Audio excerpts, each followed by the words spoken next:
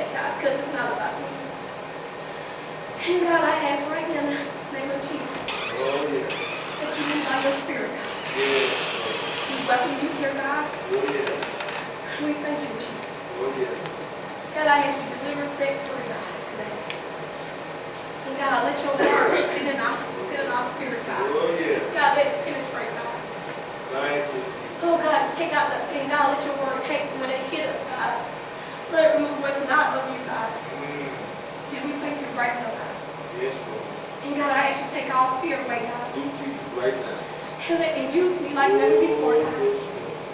And I love you, God. In Jesus' name.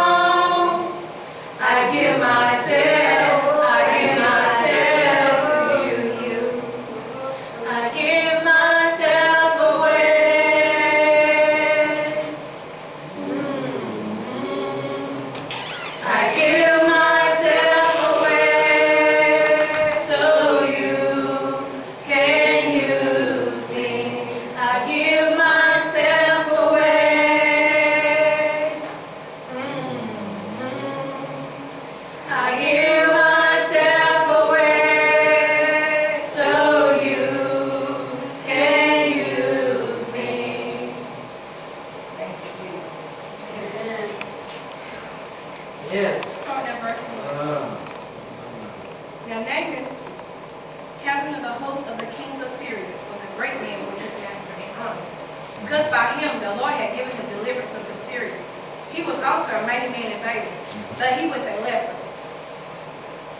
And the Syrians had gone out by companies, and had brought away captives out of the land of Israel. A little maid, and she waited on Naaman's wife. And she said unto her mistress, Would God my Lord were with the prophets that is in Samaria, for he would recover him of his leprosy. And one went in and told his Lord, saying, Thus and thus is the maid that is of the land of Israel. And the king of Syria said, Go, and I will send a letter up to the king of Israel. And he departed, and took with him 10 talents of silver, and 6,000 pieces of gold, and 10 changes of raiment. And he brought the letter to the king of Israel, saying, Now, when this letter is come unto thee, behold, I have therewith sent Naaman my servant to thee, that thou mayest recover him of his leprosy. And it came to pass that when the king of Israel had read the letter, that he rent his clothes and said, Am I God to kill and to make alive? That this man doth not send unto me to recover a man of his leprosy. Wherefore consider, I pray you, and see how he seeketh a quarrel against me. And it was so, when Elijah, the man of God, had heard that the king of Israel had rent his clothes, that he sent to the king, saying, Wherefore hast thou rent thy clothes? Let him come down to me, and he shall know that there is a prophet of Israel in Israel. So Naaman came with his horses and with his chariots, and stood at the door of the house of Elijah. And Elijah sent a messenger unto him, saying, Go and wash in the Jordan 7 times, and the flesh shall come again to thee, and thou shalt be clean. Oh, yeah. But Naaman was wroth and went away and said, Behold, I thought he will surely come out to me, stand and call on the name of the Lord his God, and strike his hand over the place, and recover the leper. Are not Abana and Harper, rivers of Damascus, better than all the rivers of Israel? May I not wash in them and be clean? So he turned and went away in rage. And his servant came near and spake unto him and said, My father, if the prophet had bid thee to do some great thing, wouldest thou not have done it? How much rather then when he said to thee, Wash and be clean? Then went he down and dipped himself 7 times in Jordan, according to the saying of the man of God. And the flesh came again his flesh came again like unto the flesh of a little child, and he was clean. My topic today, it's not how you go in, but how you come out. All right. That's all right. Okay, Naaman, he was a mighty warrior. He was a mighty warrior. You know, I can see him out there, he on the battlefield, he's the head person out there. And I'm pretty sure he had a lot of people looking up to him, But he had something that was bothering him. It was a leprosy. Back in the Bible days, the leprosy, they was cast aside. Like some of us will cast away. That's what God, he was the ones that he set aside for a while. Then he'll get them and he'll use them.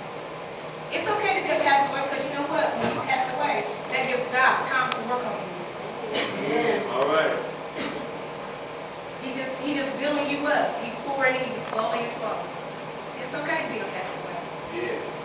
Because it's not what man sees, it's what God sees. Right. So, as his wife had a maid, a mistress, back then like a slave labor. So, she saw what was going on with him. I'm pretty sure he was miserable. And sin, I'm not saying that he was sinning, but he had a condition. And all of us, it's people out here that has conditions. We may have issues that we need God to heal us from, or to bring us out of. So, it's something that bothers you. It's a constant battle. He wants to be healed. So, the woman, she had a relationship with God. She told him, his wife, it's a man, it's a prophet. He can go down to this prophet, he'll heal him of this issue, this leprosy. How many need God to heal you from an issue? Amen. We can sit here and act and lie and act like we don't have no issues, but at the end of the day, God knows all. Yes, he does. Yeah. So, he heard heard about this, the wife went back and told him and all that, when they told him what was going on. Oh yeah, so he heard about that. He said, I'm gonna give it a try. I'm gonna go down. All right. So All right. he went, they sent the letter to the king and all that. So king, he got the letter. He got mad. Because first of all, he couldn't do nothing for him. So you know how the devil is. First person you're going to see is the devil anyway when you're trying to go along your way. Anytime you're trying to press to God, when you're trying to press to get that blessing or that breakthrough, the first person you're going to see is the devil anyway. Yeah. So he had got angry. He was angry. So God allowed Elijah to be in the right place at the right time. He heard him. What do you do? He heard him. So, he got off, he got to the prophet. But Naaman didn't like what he said. It is not about like I said, it's not how you go in, but it's how you come out. So Naaman, he thought because he was a mighty warrior that he was going to get special privilege. He thought that, why he can't go in, he wanted to do it his way. Still, after God don't use him to say, go in this certain river, this lake, he was still questioning, why this place? Why this place? See, that's what's wrong with the church. That's what's wrong with us. We want to question God when God is telling us to do something. All right. It's not time to question God. We do. If God tells you to go north, you go north. If He tells you to go west, if He tells you to go south, you do exactly what He did. Because if you do it any other kind of ways, you're gonna make a mess out of it. And you're not gonna get what you need. You're not gonna get the deliverance and the healing that you need. So the God says around here, He's saying now, if He told you to go here, and if He told you to do something else, would you not have done it? So He thought about this. So he went in the water. He went in that dip 7 times. So I imagine when he went in, cover his whole body. Some of us need to go in the presence of God. We need to take our whole body. We need to present our whole body before God. We can't just give God half of us. We need to give God all of us. We can't have stuff. It's time out for half stuff. When God said, give me all of you, He wants you to give Him all of you. But like I said, when He went in, it's not how He went in that water. It's not how He stepped in. Because I can imagine He stepped in that water. I can imagine He just stepped in. As it got a little deeper, see, God wants to get deeper in here. He wants to get out that shallow water. He wants to go a little deeper. He went a little deeper. That water started covering him. He went a little deeper. He went to dip himself in that water. He came back out. He said, this ain't enough. I got to go back in. See, God wants us to continue to go to Him. He wants us to continue to go to Him. He wants us to find levels in Him. God don't want us to stay complacent. He don't want us to stay in that same spot that we was in last week, last year. God said, go a little deeper. Go again. Go deeper. Go deeper. He went in that water 7 times. When He came out, his skin was so smooth. See, the things that we want from God, it ain't going to come from us giving God 5 minutes. It ain't come from us going to God the same way we went last year or 2 weeks ago. God said, no, I do a new thing. He said, I will do a new thing. But it's how bad you want it. Naaman wanted it bad. How bad do you want it? All right. How bad do you want it? Like I said, it's not how you go in. Yeah, all of us have our own issues. But it's how you come out that issue. All right. If we moan and complain, we ain't going to come out of it. God said, trust me. He said, trust me. See, Naaman, he may not have a relationship with God. He may not have it. But he trusts, he had just a little bit of faith. Something's going to change. God said he take the small, He can find it and take it, and He take the foolish and can find it something wise. So my thing is, if you got that little bit of faith, God said, go with it, and watch God hand move. But you can't get nothing if you don't even believe God a little bit. All right. But God will show you Himself. Because God will put people in your midst. Amen. And He will tell you, do this, do that, but it's up to you to receive it. God want to do great things in His people. Yeah, we might be fighting our body, but you know what? Sometimes we have to go through it. Sometimes we have to go through to get to the next level. It may not be your body. All right. Everything around you might be tumbling down. Right. Every time when you take one step, something else right there to hit you. But just imagine what Jesus went through. He was holy. He was the Son of God. And look when He went to that cross. They called Him everything but a child of God. So who are we? If Jesus went through it, and we're trying to follow Jesus, just know we're going to go through the same thing. How bad do you want? How bad do you want? He's dead. Because you know what? He's dead. It's not about us. If we can deny ourselves. All right. If we can deny ourselves and really say, God, here I am. God, change me. Make me over.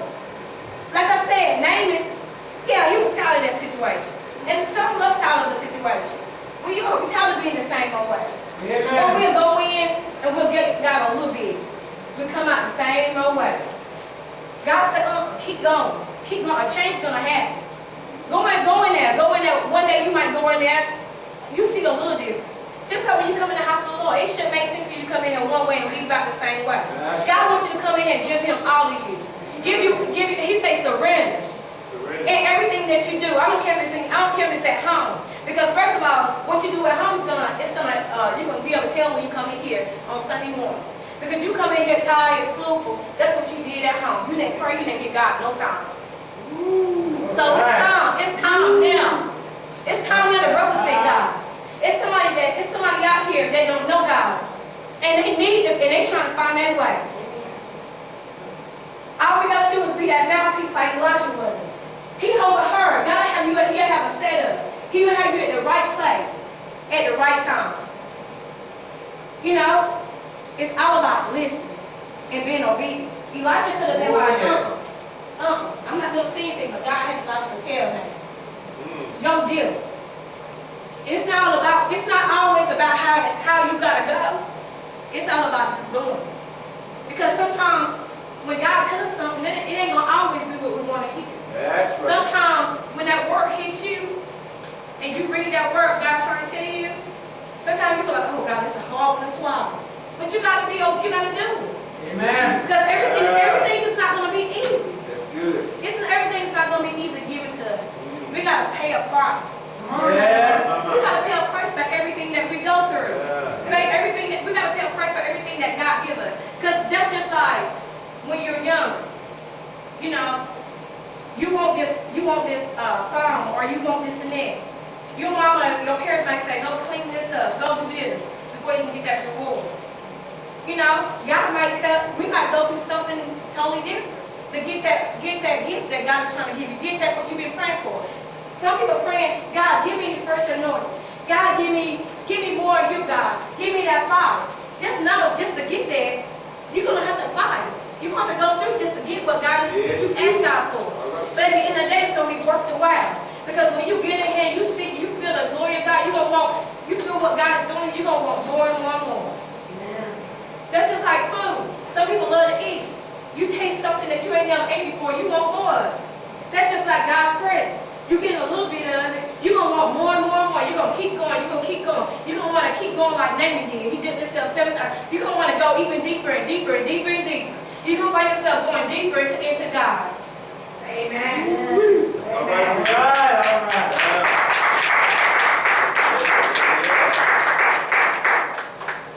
So, you know, if Naaman would never do what Elijah told him to do, you know, he got a little, you know, some people want to be macho. Like, I don't know. Why this way? Why? It ain't why. It's what God told you to do. And that's what it's all about. So, church, it's not about us. It's about how bad you want it. All right. Because it's not how you go in, it's how you come out. It's not how you go in that fire. You know, you think about Shadrach, Meshach, and Abednego. Good talk. They went in that fiery furnace. King Nebuchadnezzar, I might not say it wrong, but he thought, they thought they were doing something when they put them in that fire. But when they went in, that fourth person was in there. They asked, didn't we only put 3 in there? You got to realize you're not doing it on your own. Thank you, Jesus. You got the Spirit of the Lord that's with you. Hallelujah. So as you go, God is going to. So it's not how you're going in that fire. You step 1, you take 1 foot, God will take the next. You take 1, he'll take the next. You take 1, he'll take the next. Okay. So when you're going through, I know it's just the flesh. Our flesh get a little, we get a little, oh God, this is hard. It get hard sometimes. It get hard because the flesh start getting weak. But when you start getting weak, feel God's Spirit coming in. Because where you weak at, that's where you really strong at anyway. So, take that one step, you gotta take the next. And give yourself, when you find yourself going through, or you want to get close, when you get in that prayer closet, and you don't feel like nothing will happen, say, God, here I come again. It's something that it didn't break in. That's right. God, here I am again. Amen. God, here I am again. Push. God, here I am again. Push your way. God, here I am again. I guarantee you, if you go and you go and go, something's gonna break.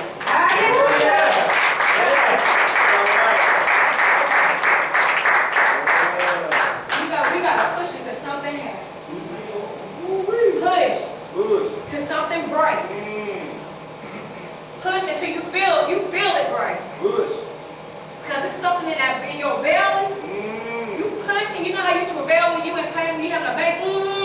Yes, Lord. When you in pain, All right. you push and you push and you push until it break. You feel a seal pop. And you feel that you just falling down. Jesus. And it's God filling you up. Yes, God. He said he would not hold no good thing. No good thing. Seek him while he may be found. Seek him while he may be found. That's all right, sister. That's all right. Seek. Yeah.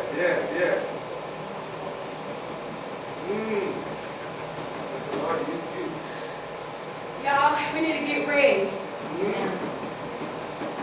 We need to get ready. God wants to do some great things. He do with all his people. You know, God has been sending warning to this church. Oh, yes. We need to get ready. Because God is going to do a separation. We got to get more and more of God. That's right.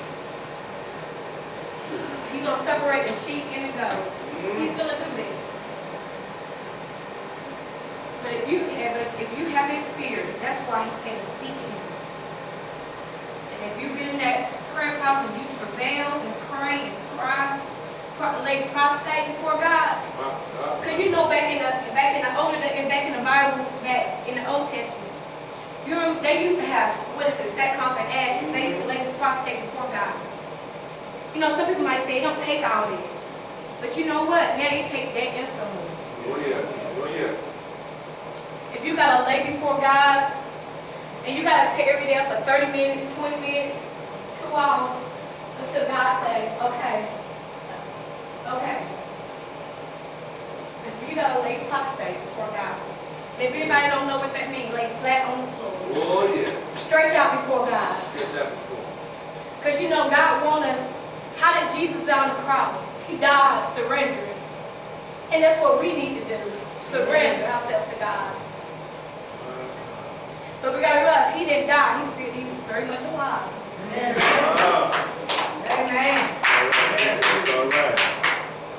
Yeah, I may not get a lot of amens, but it's Oh, okay. you got some. That's all right. Amen. So I got you. It's okay, That's because all you know right. what? It's real.